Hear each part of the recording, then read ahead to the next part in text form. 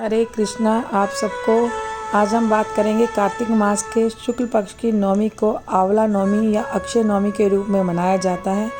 ये कहानी द्वापर युग की शुरुआत से कार्तिक शुक्ल नवमी को ही हुई थी। यह युगादि तिथि है। आज ही के दिन श्री विष्णु ने कुष्मांडक दैत्य को मारा था, जिसके रोम से कुष्मांड सीताफल की बेल निकली थी, इसलिए इसे कुष्मांडक नवमी भी कहा जाता है। देखा जाए तो इस प्रकृति के प्रति आभार व्यक्त करने का भारतीय संस्कृति का पर्व है, क्योंकि आंवला पूजन पर्यावरण के महत्व को भी दर्शाता है और जागरूकता करता है, प्रदूषण आदि से शरीर की रक्षा करता है। इस दिन आंवले के पेड़ की पूजा कर परिवार के लिए आरोग्यता व सुख समृद्धि की कामना की जाती है।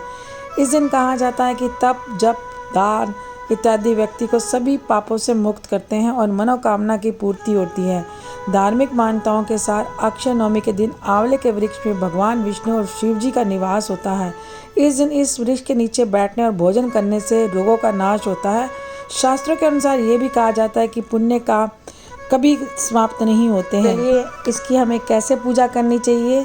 तो सूर्योदय से पहले स्नान करके आंवले के वृक्ष की पूजा की जाती है। आंवले की जड़ में दूध चढ़ाकर डोली, अक्षत, पुष्प, गंध आदि से पवित्र वृक्ष की विधिपूर्वक पूजा अर्चना करें।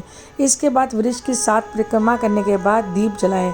उसके बाद कथा करें। तो चलिए हम पहले कथा करते हैं। आंवला नवमी पर आंवला के वृक्ष की पूजा और इसके वृक्ष के नीचे भोजन करने की परंपरा शुरू करने वाली माता लक्ष्मी मानी जाती है। कथा के अनुसार एक बार माता लक्ष्मी पृथ्वी पर घूमने आई। रास्ते में भगवान विष्णु और शिव की पूजा एक साथ करने की उनकी इच्छा हुई। लक्ष्मी माँ ने विचार किया कि एक साथ विष्णु और शिव जी की पूजा कैसे हो सकती है। तभी उन्हें ख्याल आया कि तुलसी और बेल के गुण एक साथ आंवले में पाए जाते हैं।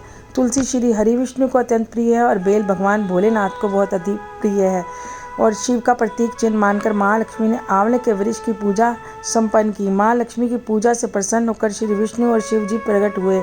लक्ष्मी माता ने आंवले के वृक्ष के नीचे भोजन बनाकर विष्णु जी और भगवान जी को भोजन कराया। इसके बाद स्वयं भोजन किया। उस दिन कार्तिक शुक्ल पक्ष में नवमी का दिन था, तभी से आंवला वृक्ष पूजन की यह परंपरा चली आ रही है।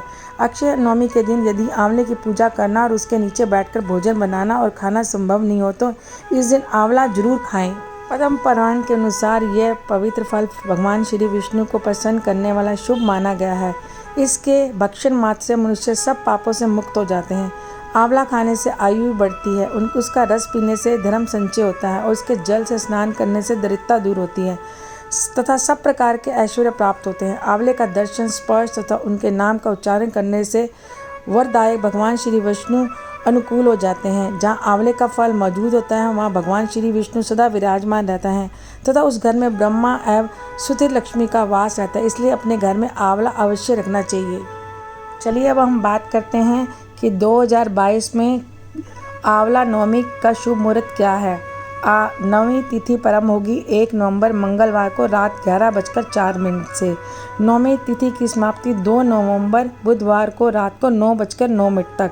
आंवला नवमी का पूजन का मुहूर्त है सुबह 6:34 से दोपहर 12:04 तक। अगर दोस्तों आपको मेरी वीडियो अच्छी लगे तो लाइक, कमेंट और सब्सक्राइब करना ना भूलिए और बेल आइकन को दबा दीजिए ताकि मेरी नई वीडियो आते ही आपके पास आ जाए। तो हरे कृष्णा दोस्तों आप सबको।